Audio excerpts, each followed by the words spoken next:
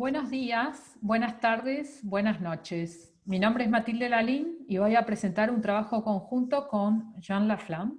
Las dos estamos en la Universidad de Montreal.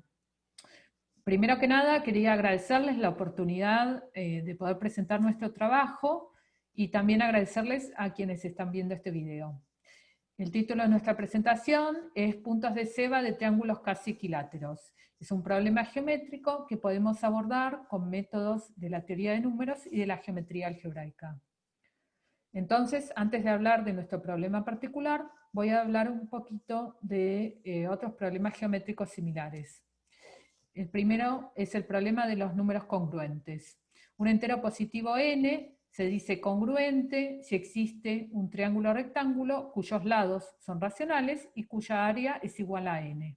Por ejemplo, si uno empieza con n igual a 6, 6 es el área del triángulo rectángulo de lados 3, 4 y 5. Un poco más general, acá tengo una lista de todos los números enteros positivos que son congruentes hasta el 20. Entonces podemos ver que no están todos. El 1, el 2, el 3 y el 4 no son congruentes. También podemos ver los triángulos que nos permiten deducir que el entero es congruente. Vemos que, por ejemplo, para el número 13, las longitudes de los lados son bastante complicadas si las comparamos con las longitudes de los lados en el caso de n igual a 6. Esto de que los triángulos son complicados, acá hay un caso un poco más extremo, que es el caso del 157. 157 es congruente, y esto lo demostró Saguier en 1989. Ahora el triángulo que le encontró es bastante feo, tiene numeradores y denominadores que son muy grandes. Y de hecho, esta solución es la solución más sencilla, en el sentido de que si bien hay otros triángulos, van a tener, las longitudes van a ser números racionales que tienen altura aún mayor, es decir, numeradores y denominadores más grandes. Bueno, en general, el problema del número congruente es la pregunta de cuáles son los enteros que son congruentes, o cómo encontrarlos, o si hay infinitos, etcétera, etcétera. Para entender este problema, lo que se hace es, se conecta la propiedad de ser congruente con unas curvas elípticas. El teorema más precisamente dice que n es congruente si solamente si la ecuación y cuadrado igual x cubo menos n cuadrado x tiene una solución x0, y0 racional que satisface que y0 es diferente de 0. Esta ecuación que estoy presentando es la ecuación de una curva elíptica. Ahora esta condición y0 distinto de 0, ¿qué es lo que dice? Bueno, primero una observación es que cuando y0 es igual a 0, hay unas soluciones que resultan de tomar x igual a 0 o n o menos n. Y estas soluciones están siempre. Estas no son las soluciones que me interesan. Las soluciones que me interesan son las que no son estas, precisamente. Acá está la idea de la prueba. Básicamente, si n es congruente, quiere decir que uno puede escribir estas dos ecuaciones que vemos a la izquierda, que son n es a por b sobre 2, representando el hecho de que n es el área de un rectángulo que tiene catetos a y b, y también a cuadrado más b cuadrado igual a c cuadrado, que es el teorema de Pitágoras, aplicado a ese triángulo rectángulo. Entonces, con estos parámetros que satisfacen estas ecuaciones, uno puede fabricarse directamente la solución, una solución de esta ecuación, simplemente dando estas fórmulas. Y se puede verificar que esto es una solución de la ecuación. En la otra dirección funciona parecido. Si uno tiene una solución x0, y0, con y0 distinto de 0, uno puede fabricarse una solución de A, B y C siguiendo estas fórmulas. Y de vuelta, todo esto se puede verificar fácilmente. Ahora yo dije que esta ecuación es la ecuación de una curva elíptica. Entonces, lo que tenemos es que cada solución de esta curva elíptica, que satisface y0 distinto de 0, da origen a un triángulo. Y de hecho, las soluciones estas con y0 distinto de 0 son soluciones que corresponden a lo que se llaman puntos de orden infinito. ¿Qué quiere decir eso? Bueno, en la curva elíptica uno puede construirse un grupo con las soluciones racionales. Y ese grupo es un grupo abeliano finitamente generado que puede ser finito o infinito. Y lo que estamos diciendo acá es que en realidad queremos que esta curva elíptica tenga un grupo infinito y vamos a buscar puntos de orden infinito. Y de hecho, más podemos decir, como estos puntos tienen orden infinito, quiere decir que una vez que encontramos una solución, podemos fabricar infinitas soluciones que cumplen y0 distinto de 0. Entonces, podemos obtener infinitos triángulos. Es decir, cada vez que hay un triángulo, hay infinitos triángulos. En definitiva, lo que está sucediendo es que la estructura de las soluciones racionales de la curva elíptica se traduce directamente en la estructura de los triángulos. Bueno, tenemos esto para el problema del número congruente. Ahora vamos a hablar brevemente de otro problema. La pregunta es la siguiente. ¿Existe un triángulo con lados racionales, área racional y medianas racionales? Esto fue una pregunta que hizo Guy en 1984. Las medianas de un triángulo son las líneas que conectan cada vértice con el punto medio del lado opuesto. Entonces, en la figura que estoy mostrando, las medianas son AD, BE y CF. Y cumplen la propiedad que se cortan en un punto que se llama el baricentro o el centro de gravedad. Un triángulo que cumple la propiedad que tiene los lados y el área racionales se llama triángulo de Herón. Entonces el problema este nos pregunta si hay un triángulo de Herón que tenga las tres medianas racionales. En 1998, Buchholz y Rathbun probaron que hay infinitos triángulos de Herón con dos medianas racionales. No las tres, sino dos. Y para probar esto, lo que probaron es que hay infinitos puntos en una cierta curva elíptica. Entonces, los puntos de esta curva elíptica se relacionan con estos triángulos que tienen dos medianas racionales. Ahora, respecto de la pregunta original, de si hay un triángulo de Herón con tres medianas racionales, esta pregunta todavía es una pregunta abierta, que no se sabe. Bueno, ahora voy a presentar el contexto de nuestro problema. En nuestro problema, en vez de trabajar con medianas, trabajamos con C-dianas, que es más en general una línea que conecta un vértice con un punto cualquiera del lado opuesto. Y cuando digo un punto cualquiera, puede ser un punto que está dentro del segmento del lado o que está en la prolongación del lado. Yo puedo considerar entonces una seviana saliendo de cada uno de los tres vértices y voy a considerar las sevianas que se intersectan en un punto, de la misma manera que las tres medianas se intersectan en un punto. Este punto lo voy a llamar el punto P, y puede estar adentro del triángulo si las sevianas todas conectan con puntos en los segmentos de los lados opuestos, o puede estar afuera si hay sevianas que conectan con puntos que están en las prolongaciones de los lados opuestos. Voy a decir que este punto P es un punto de ceba cuando el triángulo tiene lados racionales y cuando las longitudes de las tres sevianas son racionales también. Bueno, y la pregunta es encontrar puntos de ceba de un triángulo.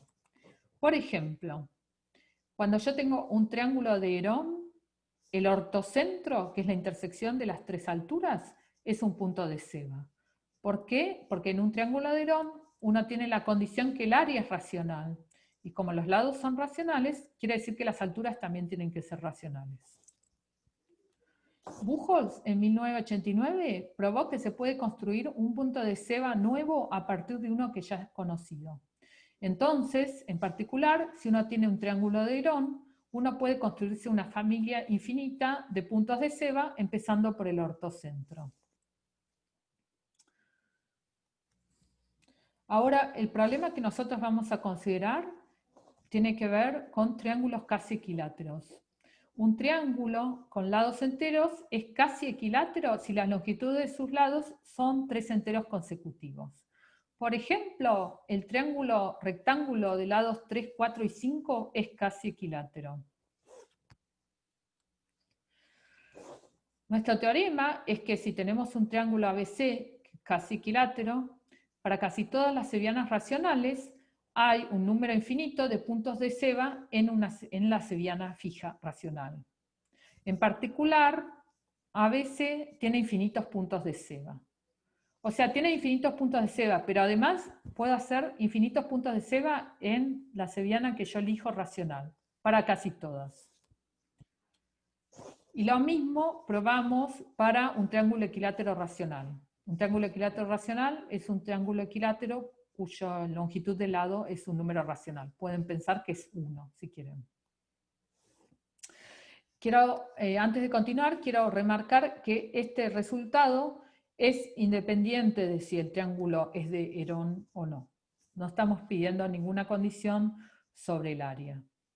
Y de hecho, el triángulo equilátero no es de Herón, necesariamente no es de Herón.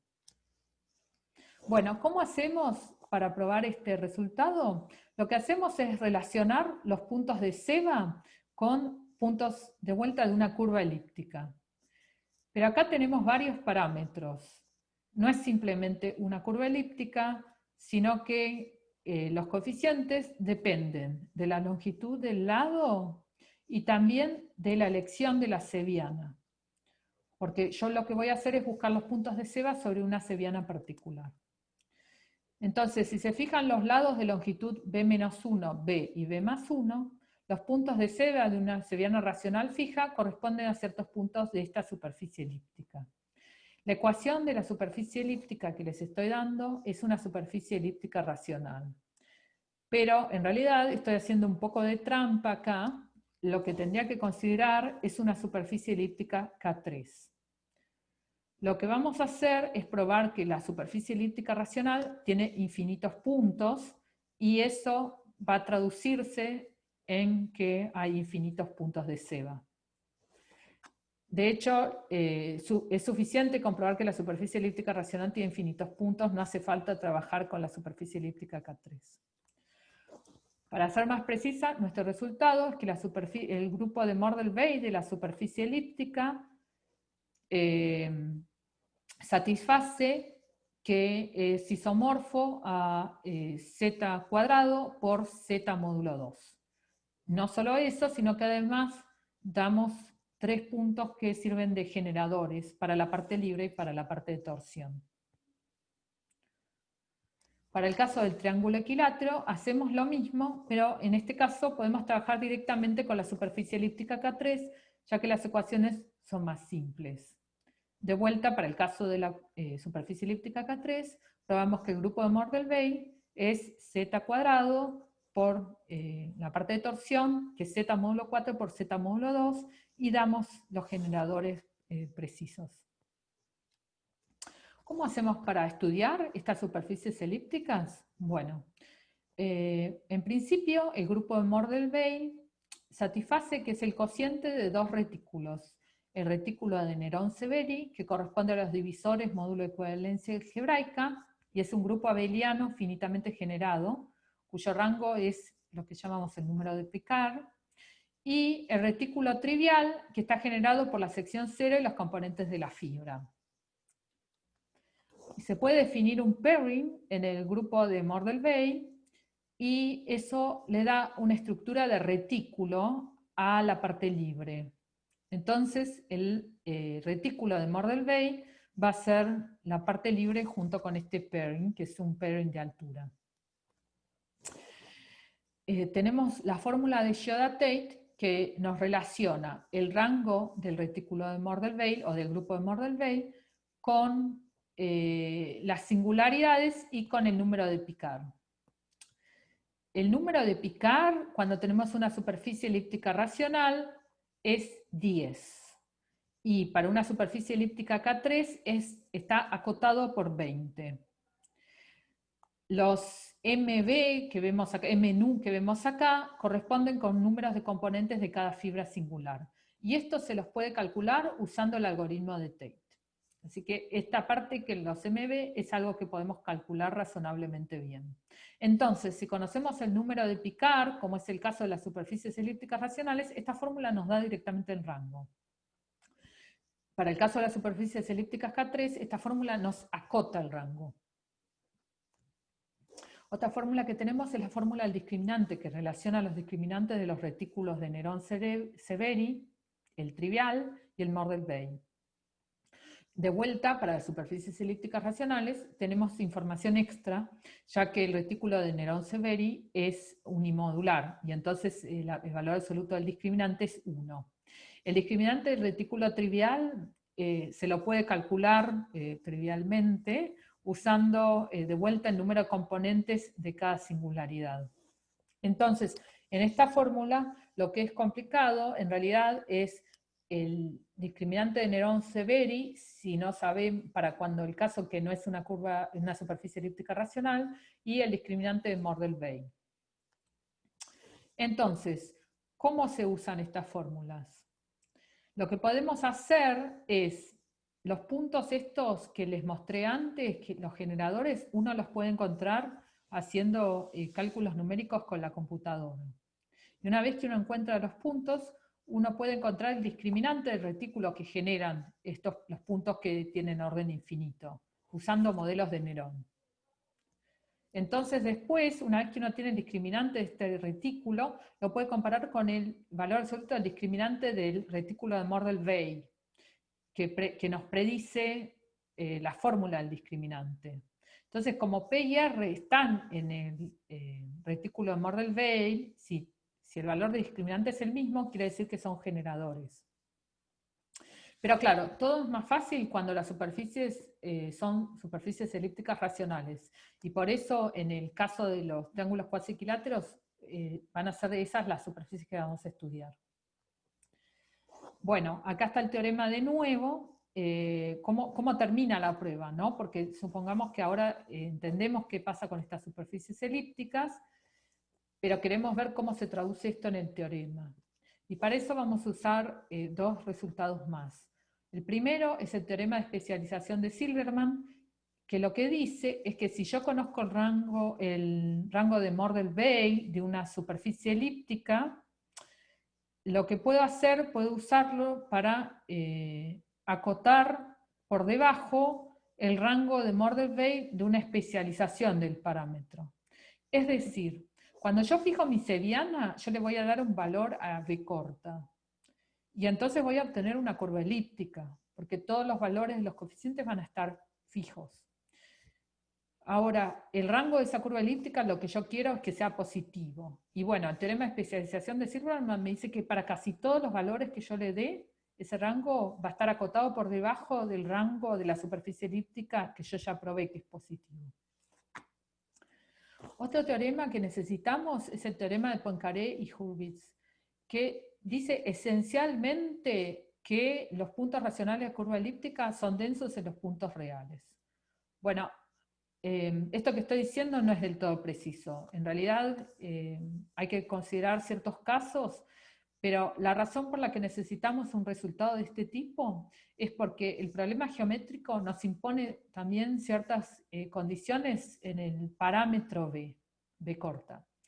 Entonces, cuando decimos que tenemos infinitos puntos, esto no es suficiente, porque podría ser que los infinitos puntos no nos satisfacen las condiciones extra. Las condiciones extra que tenemos son ciertas desigualdades. Pero bueno, como hay un resultado de densidad, lo que termina pasando es que, con tener unos pocos puntos racionales de orden infinito, podemos aproximar todo. Bueno, esto fue el final de la presentación. Quería agradecerles por su atención y bueno, terminar con un mensaje positivo. En esta época todo va a salir bien. Muchas gracias.